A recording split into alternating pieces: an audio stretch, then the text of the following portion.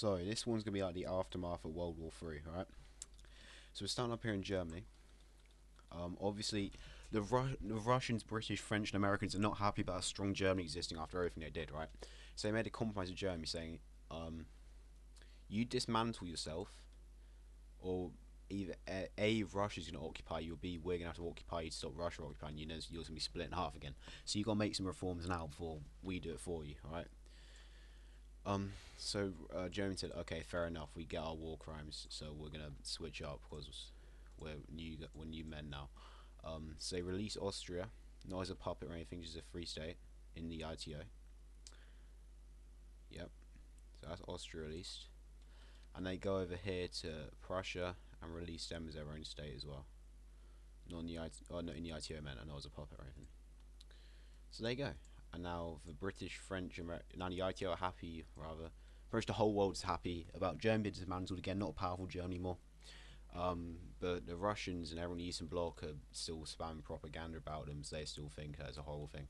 But oh well. And that also means no defense for Poland. So Russia do a funny, and you know, it doesn't end well for the Polish, and then they're subject to years more of oppression.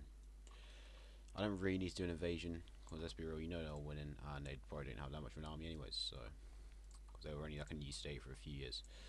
Well, not a new state in terms of that one, new government, you know.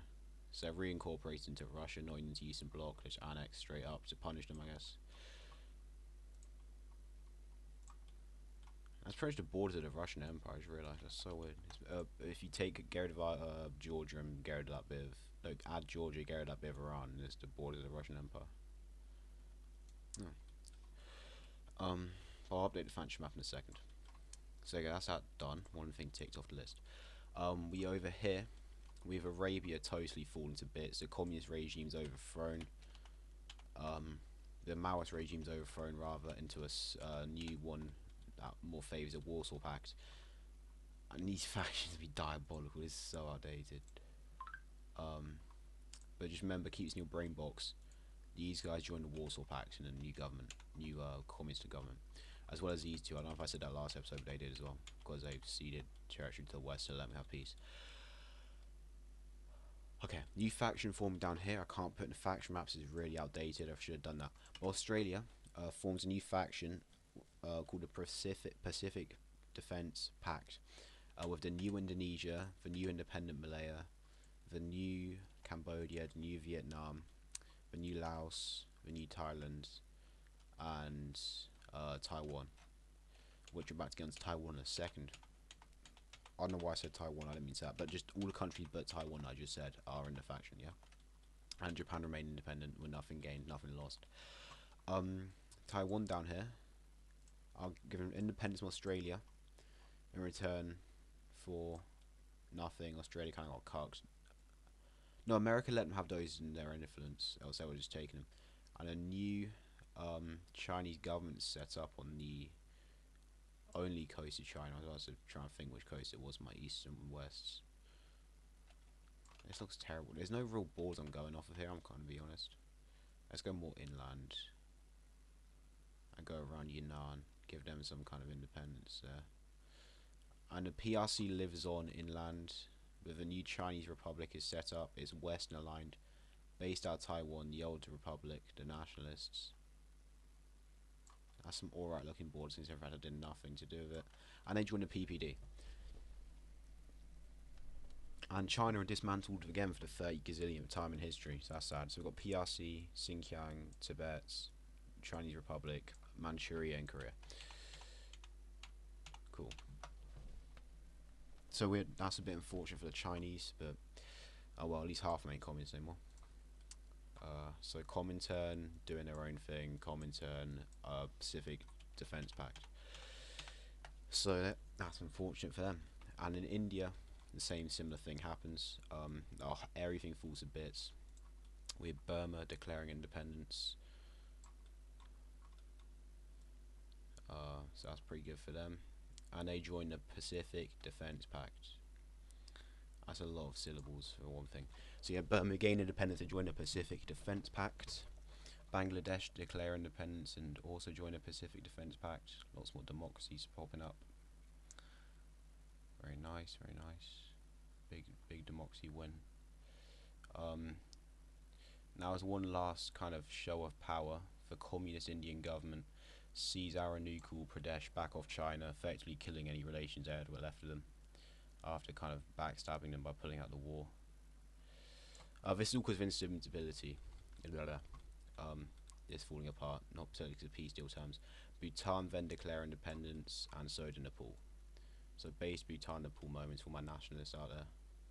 Sure they appreciate that one. And there's a last thing of power, and the last kind of anti-Pakistani sentiment, which was always in India. They had to deal with them. They seized the rest of northern Kashmir that they had claim to, and that was taken off them after the civil war. I can't remember which way around it was. I'm a bit dumb. But Pakistan took it off them at some point, and they seized it back. To be fair, we're doing it for like a month now. Why not change Arunachal Pradesh border? Well, you're about to see, my friend. So, recap: PPD, neutral, communist still.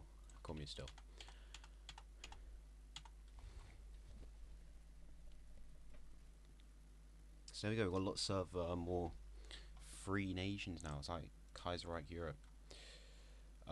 Anyways, and then the final nail in the coffin for India is a civil war, which I'm not going to show you. So it wasn't really a civil war. It was more of like a bloodless coup that forced the, well, not a very successful one, to only gain control of several northern parts, but effectively of the northwest of India were now placed under a new republic called the Indian Republic, or no, whatever the actual name of India is that they're trying to change it to. And we still have the Indians, communists here, you may be saying, or not for long, because some some loyalists to an Indian monarchy of sorts break off here, and it's called the United North Princely States, to say that. And Arunachal Pradesh is still controlled by the communists. So to sum it up, communist India down here. So that's all the communist India that remains. These guys are the republic, and these guys are the princely states.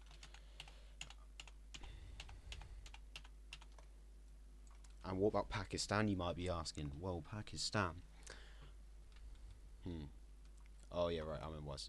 Pakistan get a cheeky little invasion through Afghanistan, Xinjiang, and Iran, provided Russians, to bring peace to the area, you know, stabilize it, quotation marks. And as you can imagine, does not last long or go well for them. Bit of tough terrain to fight in, but considering how their government just collapsed, you know, and they're just a total wipeout. Funny TV show name. And it was joined up with the Comintern by force. New loyalist government to the Warsaw Pact put in place, and they joined the Comintern. So yeah, it's a short one because nothing else really is going to happen. So the world's kind of unstable beyond compare right now. But next time, more will happen.